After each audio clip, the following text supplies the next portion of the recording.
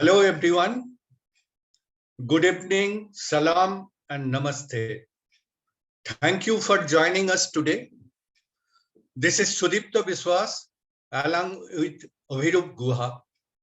We are here today to talk about ransomware, how it is affecting our digital market space, and what is the way forward. Keeping this backdrop in mind, let us start our session for today. From 2016 to 2021, over a span of 6-7 years, growth in ransomware damage and cost worldwide has gone up from $325 million to $22 billion. A massive jump or rise, you can say. Next slide, please. Next slide. So, what is ransomware? Ransomware is a malware that employs encryption to put victims' information at ransom. User or organization's critical data is encrypted and access is denied to files, databases, application, etc., etc. Then what happens? A ransom is then demanded to provide access. So next obvious question, how ransomware spreads? Mostly ransomware propagates through user-initiated actions like clicking on a malicious link in a spam email or visiting a malicious or compromised website. What are the other options? Ransomware is also propagated through malvertising, drive-by, and zero-day downloads. These are the downloads which do not require user action. So, what is maladvertising? It is a malicious cyber tactic that attempts to distribute malware through online advertisement. Next is drive-by download. It refers to the automated download of software to a user device without the user knowledge or consent. This can occur while the user is even browsing a legitimate website. This is very important. Most drive-by downloads take advantage of vulnerabilities in web browser, operating systems, Java applet, or file editors or file viewers like Microsoft Office and Adobe Flash. Let us take some example of this kind of ransomware. That is recent outbreak of WannaCry. I will not go into details of those outbreak because my fellow speaker Abhirup will talk about them in details. He will show you some use cases and how it has affected this organization. So I'm not going into that part. Next one is zero-day download. What is that? A zero-day exploit is when an attacker leverages a zero-day vulnerability to attack a system. These exploits are especially very dangerous because they are most likely to be successful than attacks against known vulnerabilities. On day zero, when a vulnerability is made public, organizations have not got any chance to patch these vulnerabilities, making this exploit extremely inevitable. Again, example is recent Kasaya attack, which Abhirup will discuss in details. Other ransomware variant features, as indicated in my slide, data exfiltration. What is that? It is a form of security breach that occurs when an individual or company's data is copied. It is most commonly performed by cyber criminals over the internet or a network. These attacks are typically targeted with the primary intent being to gain access to a network or machine to locate and copy the specific data. Again, example is dark side ransomware, and it happened in Colonial Pipeline. Next is distributed denial of service. This we all know. A distributed denial of service attack is a malicious attempt to disrupt the normal traffic of a targeted server or network by flooding with data and overwhelming. Next variant includes the capability to lock cloud-based backups when systems continuously back up in real time, that is, during persistent synchronization and backup. Some variants can even target smartphones and Internet of Things or IoT devices. Next slide. Okay, this one, correct. So having known deadly nature of ransomware variants, now let's talk about some statistical data. The value of ransomware demands have increased. It is now exceeding $1 million. No, so all. Another statistics, ransomware attacks caused almost 50 to 60% of healthcare breaches. No need to emphasize criticality of healthcare data. We can all understand what is the criticality of healthcare data. Over 4.2 million of Americans have become victims of mobile ransomware attacks. Top trend in ransomware attacks. What are those? Exploitation of IT outsourcing service, greater attention towards vulnerable industries, new ransomware and defenses evolving. Now it is affecting even mobile devices also. And most recent and very disturbing and dangerous move also, ransomware as a service. We call it RAS. It is increasing like anything. You can pay a few bucks and take ransomware as a service to target somebody. Example is Grand Cap and Reveal. Next slide, please.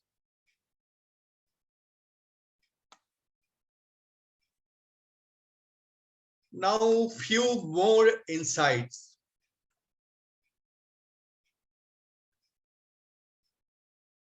Frequency of ransomware attack has increased from 40 seconds in 2016 to 21 seconds in 2022. What does that mean? That in 2022, in every 21 seconds, there is a ransomware attack.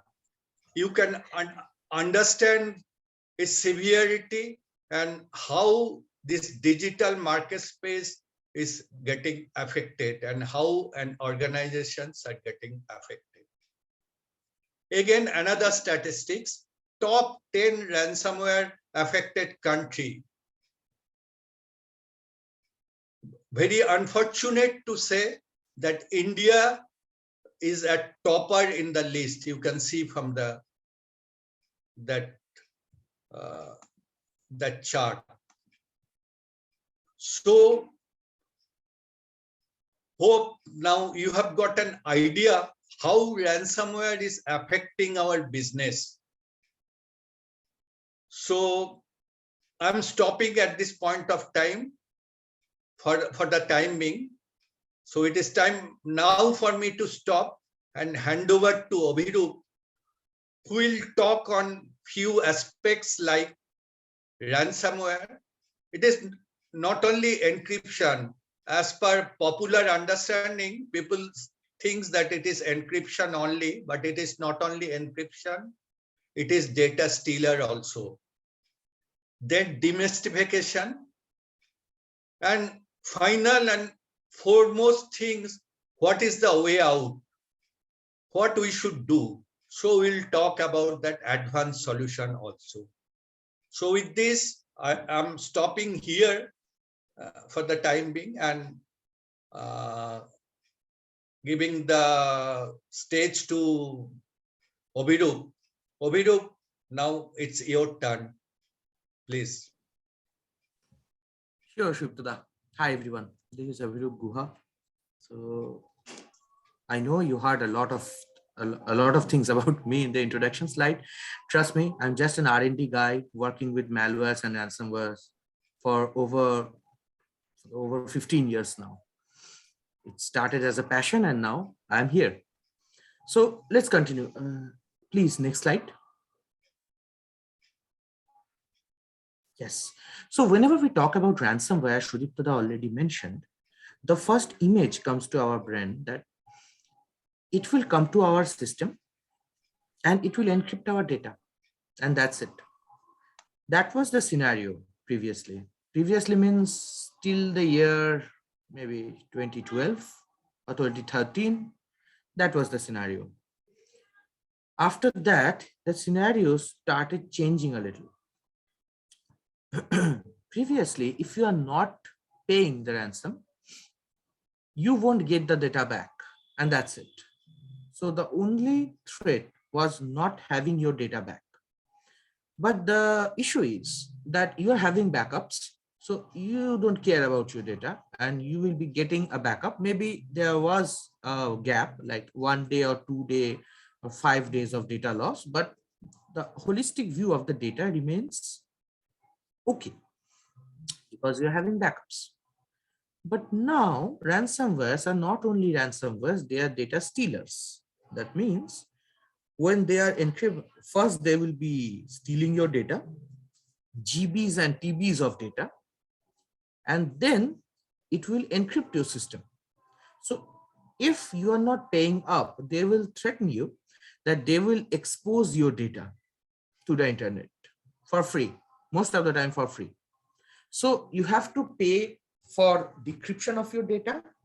If you're not doing that, then you have to pay for the sanity of the data or the confidentiality of the data, because or else they will be exposing everything over internet.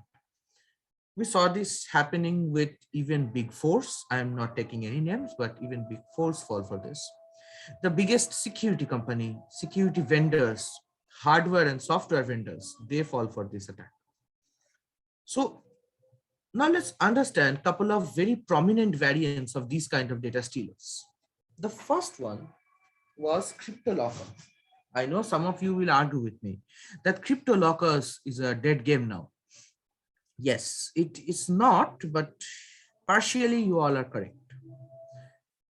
CryptoLocker came in 2013 and ends an era of screen lockers. A screen locker is a malware which will lock your screen. Now, very minutely hear it out. it will lock your screen and not your computer. That means it's like a screensaver with a password. If you are not paying up, you cannot access your files. Theoretically, you should not access your files. But it's very easily bypassable with a lot of ways are there to bypass this particular, ransomware. CryptoLocker came in 2013 and changes that era. CryptoLocker is one of the first ransomware who start encrypting the files, not the screen, but the actual files. That way, it actually changes the picture. Then the CryptoLocker stays for 2 to 3 years. Then it went into the dark. It again returned in 2016.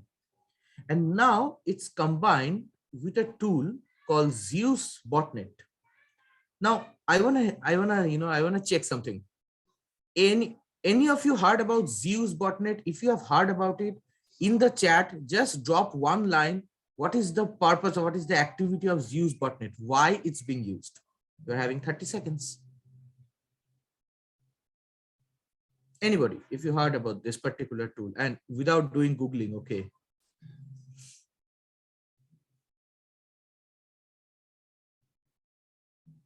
Anyone? And participants have an option to unmute themselves. If they want to reply from their mic, they can unmute themselves.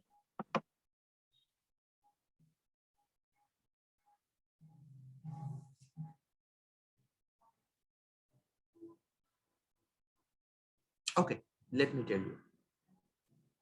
A Zeus botnet is the world's first, a very complex and sophisticated banking Trojan. Chavi, good try. But it's not just a remote access. It's not a Trojan. It's a banking Trojan.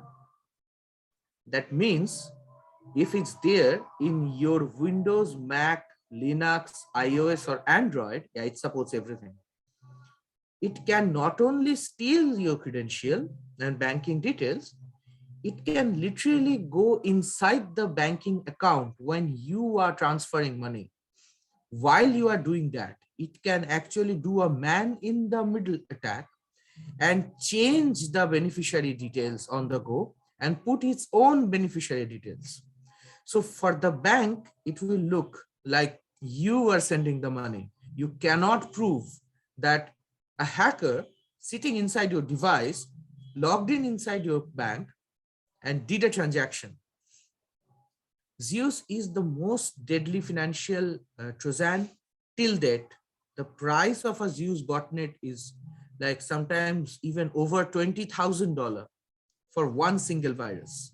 But it's very effective. Till now, it siphons billions of dollars from various accounts. And CryptoLocker started, it started its journey again by being an add-on of this particular botnet. So whenever you're having Zeus in your system, not only it will transfer your money, it will encrypt your files also so that you have to pay ransom. And that way the journey of CryptoLocker again started. And the journey ended in 2018 when the owner of the CryptoLocker made the source code public. After that, there were a lot of ransomwares with various names, but all of them follows the same trend and code of CryptoLocker. From that, let's come to Grand Crab. Now, Grand Crab was a very, very good ransomware. Why it's good? Because it's the most creative and most structured coding. In this particular ransomware, it started again in the era of 2016-17. And when the owner of this particular ransomware retired, he declared that he already made over $2 billion using just this ransomware. Now let's move to another one called DarkSide. Now DarkSide, we all heard about Colonial Pipeline, what happened and how it happened. For those who didn't heard about it, the Colonial Pipeline was the biggest oil and gas organization. And DarkSide is actually a hacking group, but they also have a name, they created a ransomware with that name, DarkSide ransomware. This is one of a kind because it can not only infect IT, it can also infect OT infrastructure. That means it can actually target OT and IoT infrastructures, SCADA, and they can, they can encrypt those files also. You don't need to click on anything, no clicking, no emails, no link, no pop-up. This can directly come using external facing application based vulnerabilities. And for this particular instance, it came using VMware ESXi hypervisor web UI. What is that? VMware is a virtualization terminal, a hypervisor. ESXi hypervisor is an interface using which you create and manage your virtual machines. It's a tool to do that. I'm just saying it a very overall way. It's way beyond that, but still it's just a management console. And the vCenter is the UI. So we all know that a lot of data got breached over time. So all those data actually went to deep dark web markets, and people trade those data, they buy and sell those data. The Colonial Pipeline happened because one employee from those 1,000 employees used the same password in this vCenter, which he used in a service, maybe Uber, maybe Zomato, maybe I know which service, but I want you guys to study it. And he used the same credential in his organization also. The hacker actually gathered all the breach credentials based on their domain, email domain, and he continuously uses those credentials, those specific credentials in the vCenter terminal till he get an access. So the next question, which I'm going to ask you, and you again will have 30 seconds to answer. What kind of attack was this? A hacker is continuously targeting one terminal with a combination of password, and hear it very minutely, okay? Combination of password which he actually procured from deep dark web. What kind of attack is this?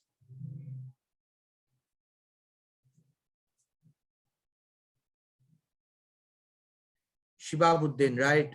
It's okay. Let's get some answers first before I give you an answer. Brute force. The notion is actually going towards brute force.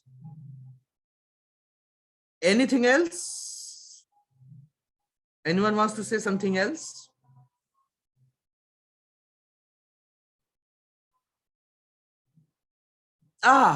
Shibabuddin, you hit it, man.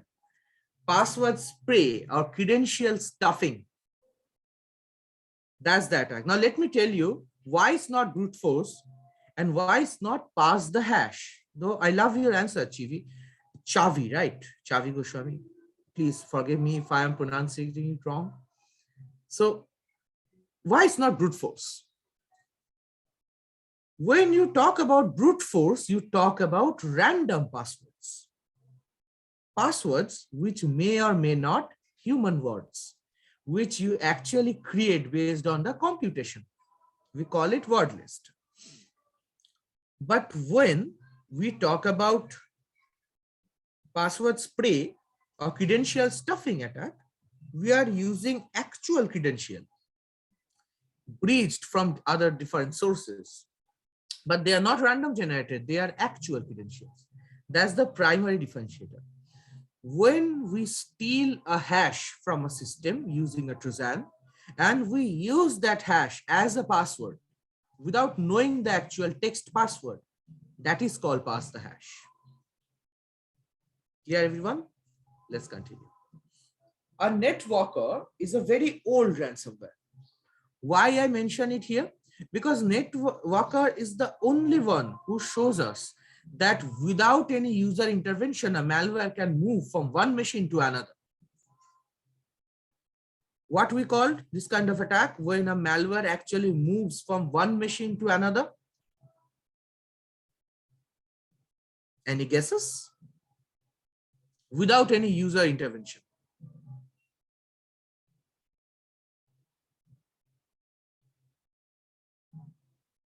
Come on, guys. Ah, lovely. Oh, no, Pritam. It's not privilege escalation. Escalation means when you you join as a user and you exploit your way up. That is privilege escalation. But Shivabuddin, lovely answer. It's called lateral movement. When a Trojan or malware actually moves from one machine to another without any kind of human intervention. Networker did that successfully. And not only that, is the oldest and first active ransomware as a service, RAS, which shows us that one kid can go to a website, click some button and generate a ransomware without knowing zero programming language. So please, next slide.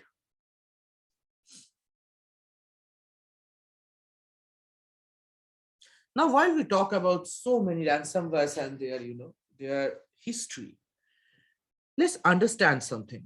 Before going there, another question for you all.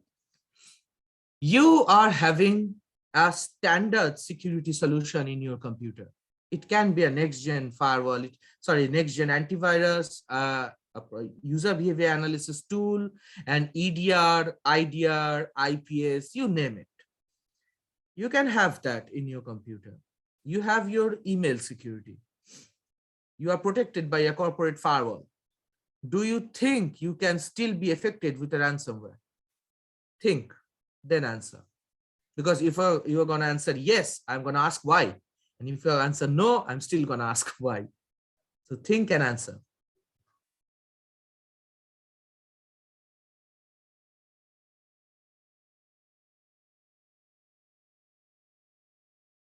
Let me repeat the question.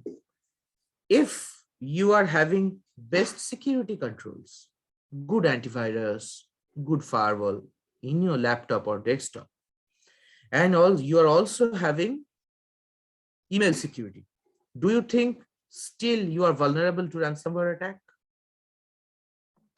Till now, I was thinking no, because I'm using email security, good antivirus, and also not visiting any malicious websites. And now I'm hoping for the answer. So Shavi, you said that yes, if it's a 0 day, I am telling you, it's not a 0 day. What do you think? If it's not a 0 day based vulnerability, will you be secure or you can still be vulnerable? Lovely, Basant. Lovely answer. Tell me something else. Yes, Pritam is still vulnerable, but how?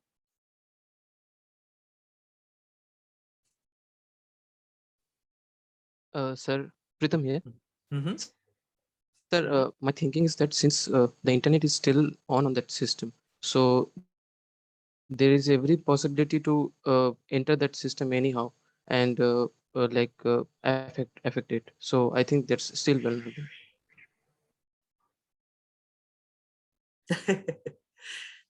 I accept your answer, Pritam. I also accept Sandipan's answer also. Yes, humans are the weakest links. Anything else? I will accept just one more answer. Think and write it down. Yeah, Basant, Sandipan says the same thing. Humans are the weakest link, so they can be an insider. Combining both of your answer, actually you are right. But I'm expecting one more answer. I'm giving you a hint also. You are a very good employee. Now think. Still, how come you are affected? You followed every security protocols. You never opened anything. How should I put it? And unethical in your computer, like torrents and all. You have an antivirus. You never connected any USB. What do you think? You are protected or still a ransomware can come, and if it can come, using which medium it will come? What do you think? One last answer.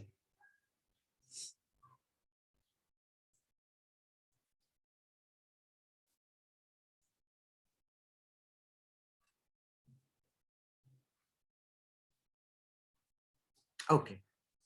Okay, let me tell you so that it will be clearer, so that the next question you can answer. First of all of you are correct, are right actually. It can come using RDP. It can actually come using internet. It can actually come using vulnerabilities in your computer. It can definitely come using using a person as a human. We call them human bridges, or the bridge between a hacker and an organization. It can be an insider attack. But a ransomware can come to your machine if the person sitting beside you is not that ethical. Let me elaborate this. Maybe you are having the best antivirus and you are not opening anything, but the employee who is sitting behind you, maybe he is opening everything and he is using a USB. Nowadays, if there is a ransomware in your machine, it can very easily propagate to other machines using vulnerabilities and RDP and transparent proxies and MITM and man-in-the-middle attacks. It has a lot of ways. So most of the time we think, I am a model employee. I never opened anything. I never even double-clicked on any suspicious thing. Still, my machines are encrypted. How is happening? So that's the answer. You are not doing it, but another person is doing it. So security is all about people, process, and technology. But still now we are more concentrated on process and technology. We forget the actual part, which is people. So with that notion, let's understand this particular security evasion. So the first thing a hacker will do is that he will try to do a brute force. And as you can see, it's a brute force. It's not a password spraying, a good old brute force. If he can break into the system, he will do two things. The first thing, he will start scanning the network for more targets, more RDP ports. Who can write down what is the port of RDP? Quickly, 10 seconds. What is the port of RDP?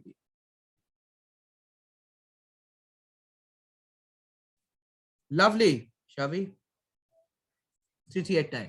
So it will start searching for 3389 and 445. 445 is a port of what? Quick, lovely. Man, you are going to give all the answers. Come on, we are having 29% here in this call. Excluding us three is still 26. Excluding Chavi is 25. Then why you're not answering? Come on, every answer is a good answer, okay? Let's continue. So it will start scanning for these services and port. And also, it will start exploiting the host machine. We call the machines either patient 0 or host machines, where the malware actually first dropped. And remember, the host machines are never infected. That particular machine will never get encrypted. It will propagate, and all the other machines will be infected and encrypted. This particular machine will not. That's why we call it patient 0. Because malware use this trick to hide in plain sight. So then it will turn off all the security controls, it will turn off your firewall, it will turn off your antivirus, it will turn off everything. Then it will start doing a network scan for more vulnerable machines. When it can identify something, now suppose I can identify a vulnerable machine, but I cannot enter without a password. I cannot constantly brute force, right? The network devices will detect me. So before doing a lateral movement, it will steal all the stored passwords in the host machine. Now question, the host machine, how come one single machine can contain so many passwords? An easy answer would be, if you are under an Active Directory structure, most of the password hashes are stored inside the memory because of the synchronization. So all I need is one AD administrator password. I don't need all the user passwords. I need one Active Directory administrator password. If I can have that, using that and using, someone already said this, pass the hash attack, I can do a lateral movement. When the lateral movement is done and I as a ransomware successfully infected multiple machines, I will drop backdoors using which a hacker can directly connect inside the machine without the need of any kind of VPN, firewall, or anything. He can create an end-to-end peer-to-peer connection using a backdoor. Now, when the backdoor part is over, a hacker can do two things. Either he can implant a coin miner. So you all must have heard about this. Nowadays nobody is mining Bitcoins. People are mining Monero and other cryptocurrencies. So he can either implant that, or he can implant a email spammer or traffic spammer, so that your emails can be thrown from your email ID, from your organization's email ID, to your clients, so that they also can click and get infected. And when everything is done, this particular ransomware will actually execute the ransomware part. By the time all the machines are infected, all the data are stolen. So this is one kind of security control evasion. Please change the slide.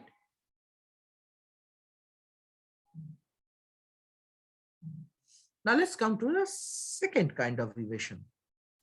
In this particular manner, a hacker will do an initial access using RDP, but not with brute force, but with other malwares also. Now we talk about brute force, but there are other possibilities to infect a machine. Anyone heard about this particular exploit, BlueKip? Can anybody write in the chat what is a BlueKip vulnerability or exploit, maybe?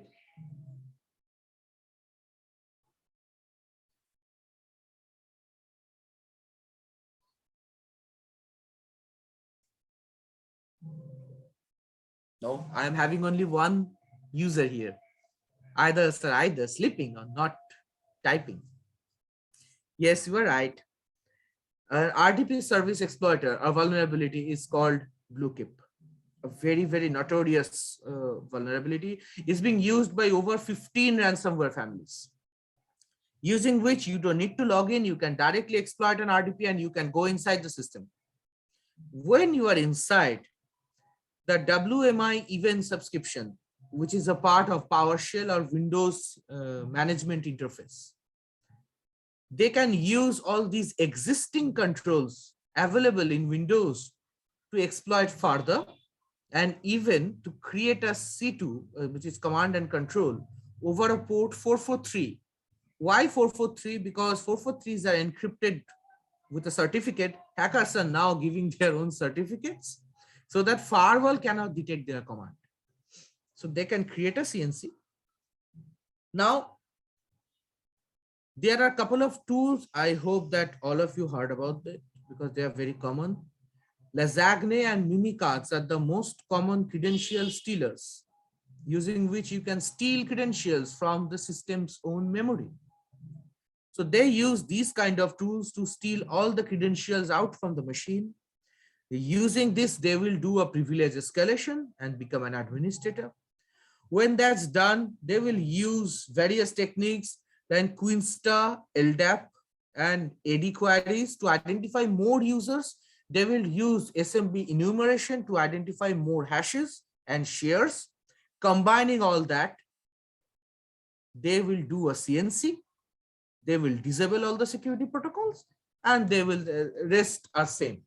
Either they can use it for spamming, ransomware, coin mining, all those are same.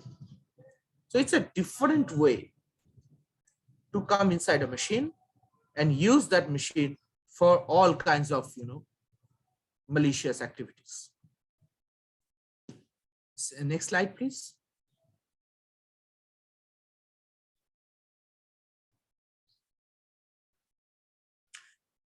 Well, yes, a PAM should prohibit this kind of escalation. Why I'm saying it should?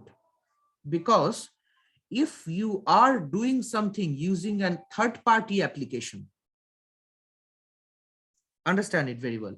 If you are doing something with a third-party application, means an exe is there, or maybe a PS1 script is there, which is being executed, then escalation will be prohibited. But understand this, we are not doing an exploit-based escalation. We are stealing the credential from the memory of the computer, and we are reusing the credential to have a privilege escalation. That's it actually a legitimate privilege escalation. It's not an exploit-based escalation. All of you, maybe, whoever used Metasploit will understand this. There is an exploit in Metasploit called get system. And when you execute that exploit, you will be finding got system. That is a third-party DLL hijacking way to get a system privilege. PAM will detect that. But if I am extracting all the password out from the memory and then using that hash to becoming an administrator, that is a legitimate system process. PAM cannot detect that. Clear? Okay. Let's continue to the security control evasion. And this is my favorite example because this is happening because of two reasons actually. This is happening like a wildfire. Most of the organizations are getting emails containing invoices and everything without any macro. There is no macro to hit. But as soon as you open your Word file or PDF file, you got infected. How they are doing it? And the second reason is I just love this particular ransomware, which is Rook. This is the only partial AI-based ransomware which can actually decide based on the machine. If it's inside a Mac, it will detect what to do. If it's inside of Windows, it will do something else. So it's a partial AI-based ransomware. Actually, world's first partial AI-based ransomware. So let's understand this particular scenario. So when there is a phishing email, we got a weaponized Word file containing macro. Most of the time there is no macro now, there are VBA scripts, but let's imagine this scenario. Because this is a scenario for emotet Trojan. One of the most complex Trojan, sizing over 2 MB. Those who are developers here, they will understand a source code of 2 MB, that means it's a huge program. So a weaponized Word doc will be executed. And as soon as it's executed, it will create a PowerShell, and the PowerShell will do a curl to download emotet. The emotet is normally downloaded as a functionality of a DLL. Now the DLL will be decrypted, the code will be executed in memory, and when it's a long process, but I'm just simplifying it. So the code will be executed and it will spawn multiple processes, and it will inject those processes into legitimate exes, like explorer.exe, then IE.exe, then even sometimes your antivirus got infected with this. So even if you need to remove it, the system will be completely crashed. Then when that part is done, it deployed additional payload, which is TrickBot. Now TrickBot is a very complex bot which can do multiple operations at a go. It can disable AV, it can add explicit control rules in your firewall. You can actually steal credential, reuse that credential, do a lateral movement, then send emails using this, all that using one single payload, which is TrickBot. When all that things are done and the organization is affected, an actual big four got affected this way. Again, not taking names, but that big four fall for this, and TBs of their data got exfiltrated. This is that diagram. And at the end of it, Rook ransomware, which is still now the biggest and the most complicated ransomware, having Salsa 20 and AES 512-bit encryption jointly, combining each single file. So encrypting each single file. So that way the process will end. Now, because this is a very complex architecture to understand, if you guys have any question, you can ask me.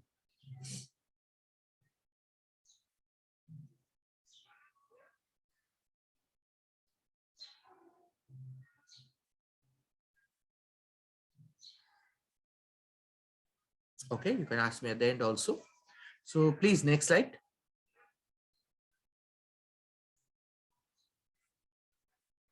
So demystification of Kasaya. So who can tell me what is Kasaya?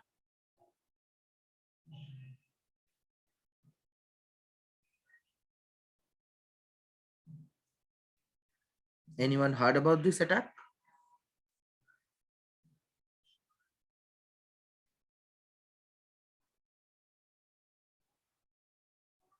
Okay, forget about Kasaya. Yes, yes, it's a supply management software company. So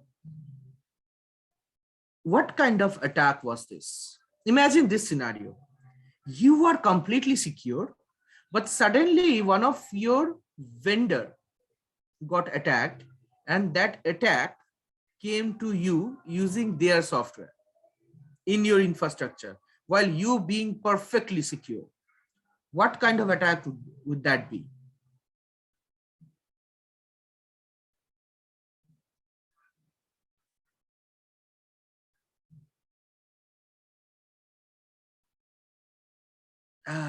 Very close, but no.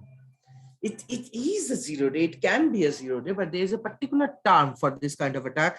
When I'm repeating myself, you are secure, but one of your vendor or supplier got attacked, and that attack, because you are using their tool or their software, it comes to your infrastructure. Yes, yes, yes, both of you. It's called supply chain attack or third-party attack. Lovely. So with that notion, let's start. So on July 5th, Kasaya confirmed that multiple 0 days has occurred in their application, but forget about all that thing. The primary 0-day using which Kasaya attack happened was one SQL injection in their server web management solution. Using that SQL injection, they dropped the shell. Using that shell, they exploited multiple other vulnerabilities. All the CVs are mentioned here, and you can study about them. But let me tell you how it happened. CVE 2021-3117, the SQL injection happened. CVE 2021-3118, using that SQL injection, a shell got dropped inside their server. CVE 2021-3119, a cross-site scripting vulnerability happened. Why is cross-site scripting? Because with an SQL injection, you can write a shell, you cannot execute it. So using a cross-site scripting, you execute the shell. Then CVE 2021-3120, two-factor authentication got bypassed. This was a severe one. They bypassed their two-factor authentication using a vulnerability. I know which one, but they did not disclose it till now, so I'm not going to disclose it.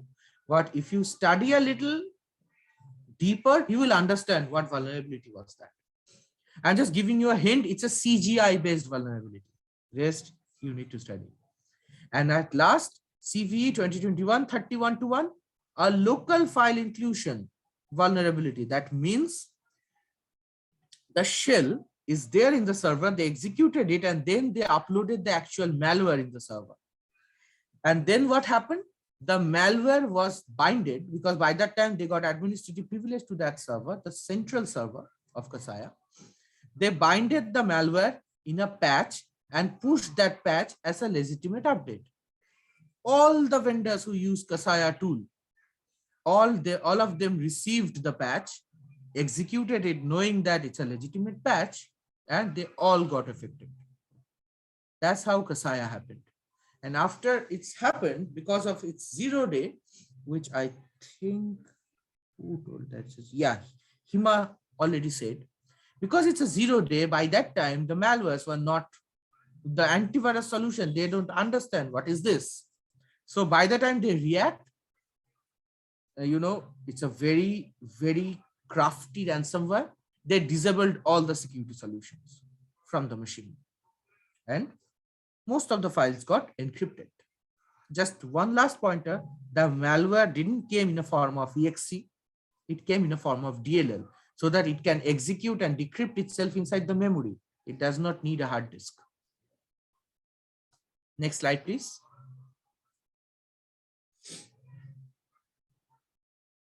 Colonial pipeline.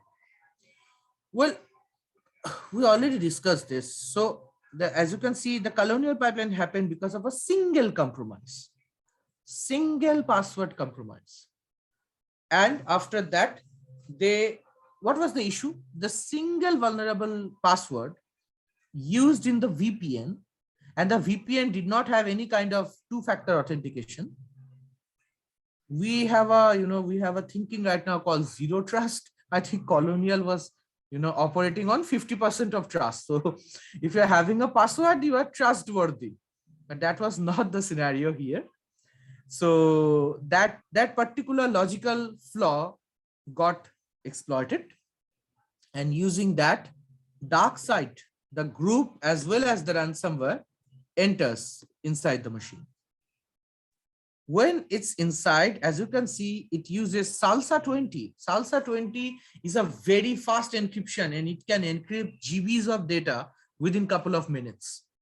And when the data is encrypted, they use RSA 1024-bit encryption to encrypt the keys so that file remains encrypted. And all that happened within 2 hours.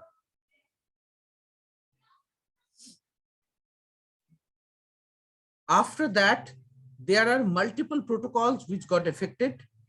The primary one is an RDP, the remote desktop protocol, using which they infiltrated and did a process-based lateral movement.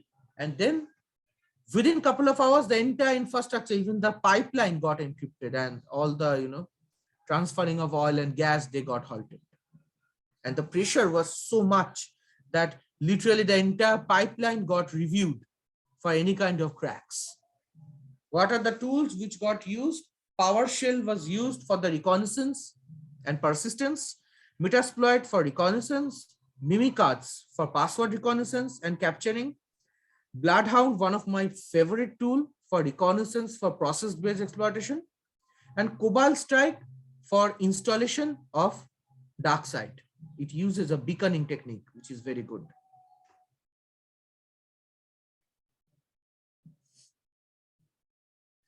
I think Mutasim is asking whether recording will be shared. Yes, I think yes. So Alvin can confirm, but I think the recordings will be shared.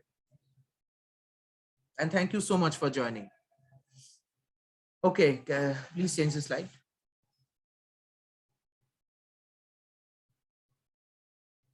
Okay, so till now we talked a lot about various problems.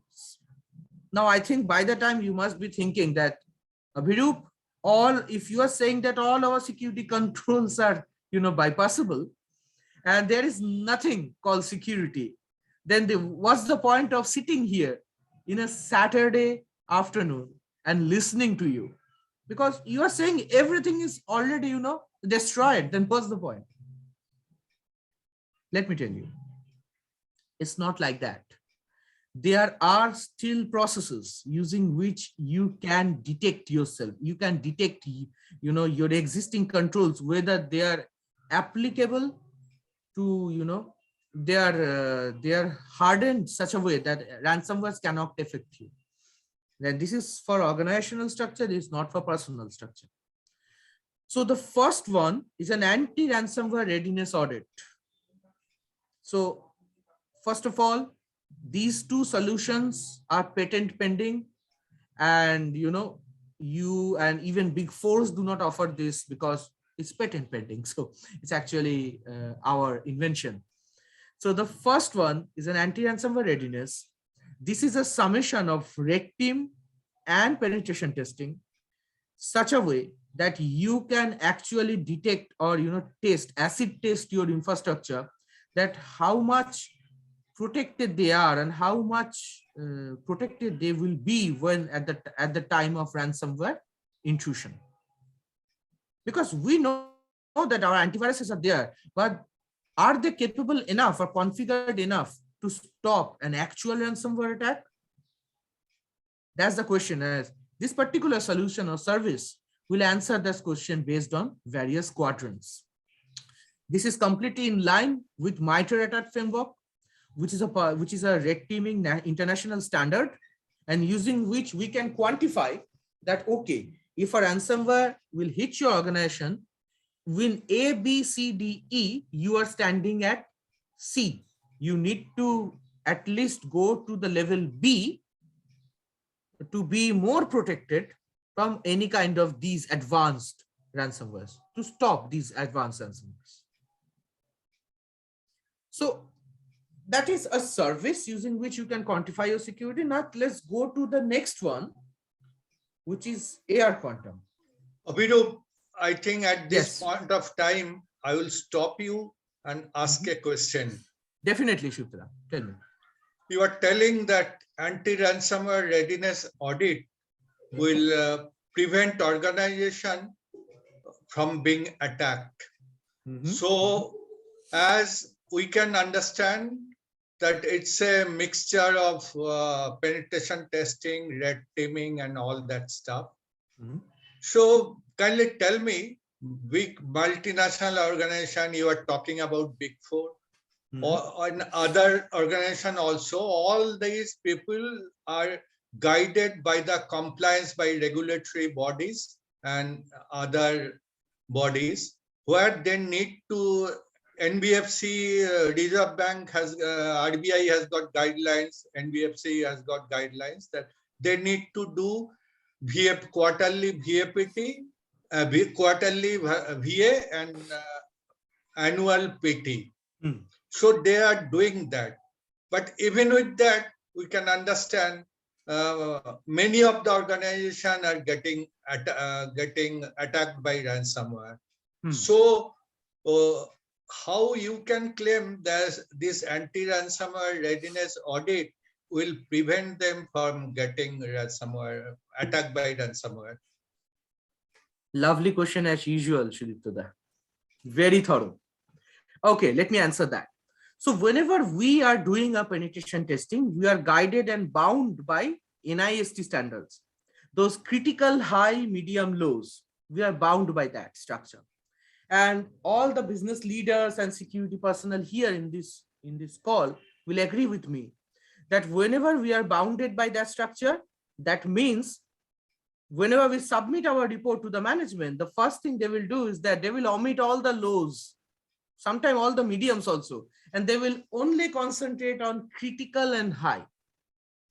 Now take an example of Colonial Pipeline. They were well protected. They were protected by FBI, and they are also protected by the defense standards also, because it's a critical sector in US.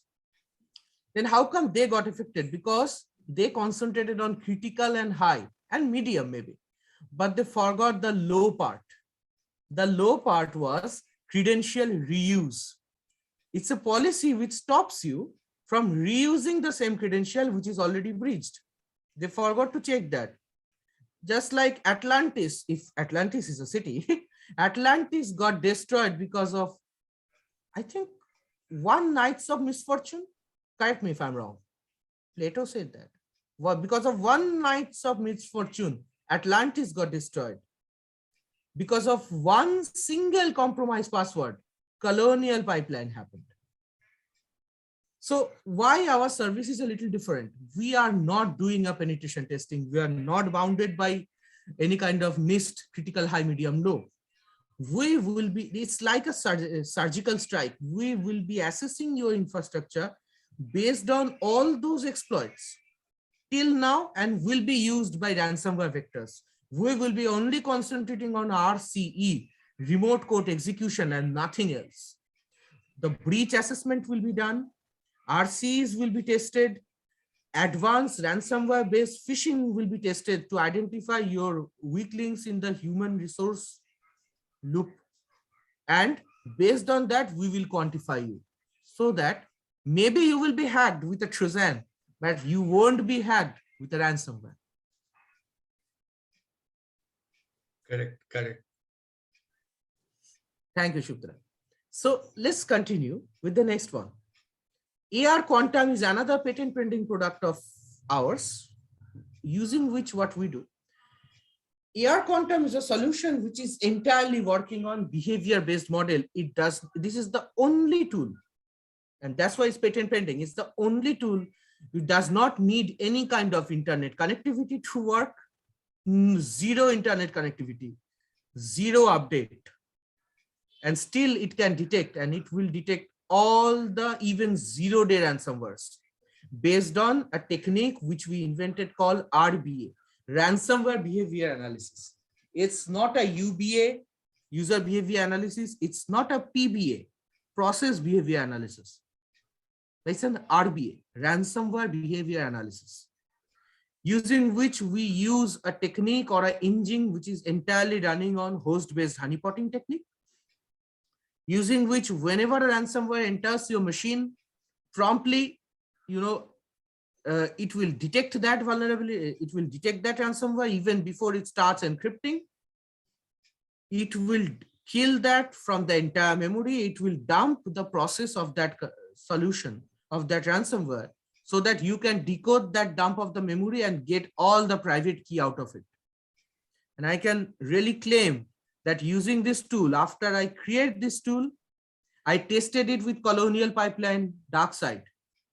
And I reported them just 2 days after DarkSide happened. I reported them that I have video evidence that if this tool is there in your solution, in your infrastructure, DarkSide ransomware will be detected within, it would be detected within 7 seconds without any update, without anything. You just install it and forget about it. Whenever there is a ransomware, it will detect it and it will remove it without losing one single file. It's already backed up by IIT Kanpur, and we are already in a process to, to market it. So it's yet to come. Maybe it will come within a month, but it's yet to come. Both these services are unique and patent pending. Abhirup, here again, I want you to stop. Forgive me for saying you are making a tall claim, but kindly explain how it differs with, that there are best of breed product in the market who they claim that they can detect ransomware and they can protect ransomware. So how it differentiates from best of the breed product by those renowned companies, how you claim that their product cannot do and this product can do? If you can elaborate a little bit. At least I'm not clear at this point of time. Sure, forgive me for countering you. Sorry. Sudipta, every invention has to go through this path. And that's what this helps me to enhance the product. And I love your criticism, and it helps me previously also. I know it will help me in the future. So let me tell you, this particular tool, it's not actually based on, as I said, it's not definition based. It does not need an update. It does not need a, update of engine, nothing. How it's working. Let me tell you why, and no offense to all the antivirus, vendors, developers who are there in the call, who knows someone, no offense to anyone, okay? I'm just stating a clear point here. Why? And first of all, let me prove that they don't work actually the way we want them to work. Do you guys think Colonial Pipeline do not have an antivirus? Or Kasaya never had an antivirus? Or New England Wires, Emirates, Uber, they don't have an antivirus. They have the best antivirus. And not all of them got 0 day. Some of them got 0 day, but not all of them. Then how come they got affected? Let me tell you how. Antiviruses, there are 3 kinds of antivirus solution. One is a purely definition based. A definition means a portion of the code is there inside the antivirus, and each file the antivirus will match that code. If it matches that code, it will tell you that it's a virus. If it does not match, it's not a virus. That's a definition based. Then we are having another solution which we called next gen. Next gen is a partially definition based and partially behavior based. Now, in a behavior based solution, you actually do a behavior analysis of the, the malware and the ransomware. No, sorry, scratch that. You do a behavior analysis of your day-to-day work, the user's day-to-day work, user's behavior, and also PBA, process behavior. All the processes are running in this computer. It will do a behavior model of that, all the processes. And if there is any derivation, it will tell you. These are two.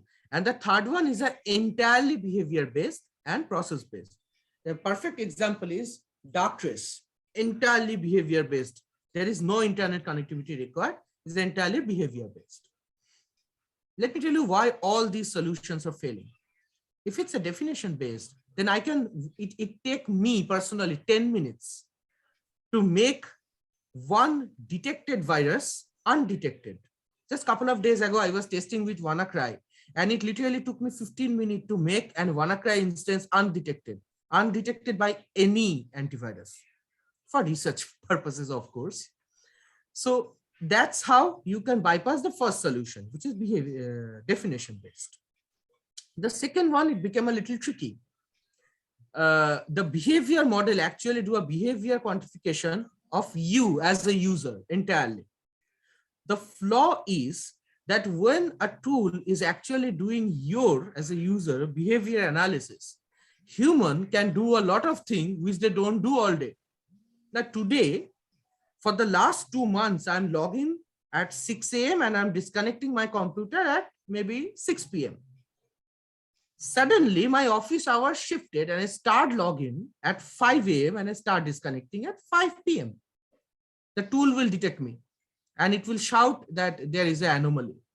We don't need that kind of monitoring, right? It's called employee monitoring, something like that. We don't need that.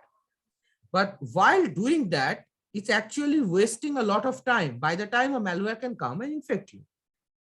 Then let's go to the third one, which is an entirely process-based or entirely behavior-based. Now, in behavior-based solution, here, the problem statement is when it's doing an entire behavior-based modeling, it's learning.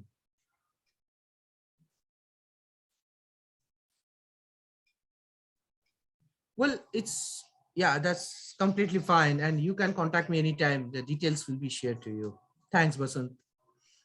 So in a behavior-based model, the quantification takes a month or two just to do a behavior analysis of all the employees.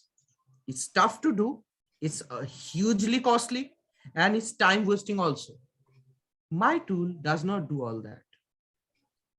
Why monitoring and do a behavior quantification of a human or all the process of a computer when you can do a single, you can follow a single path, which is RBA. All you need to do is to identify a program which is coming to your computer and encrypting your files, and that's it.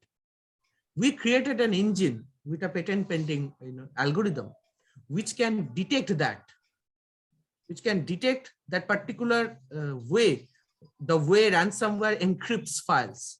And whenever that's there, it will detect, it will ask you, a user, that do you know this process? If you don't know, hit a button, it will be completely cleared from the memory.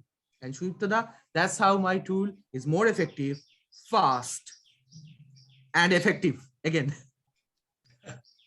Okay.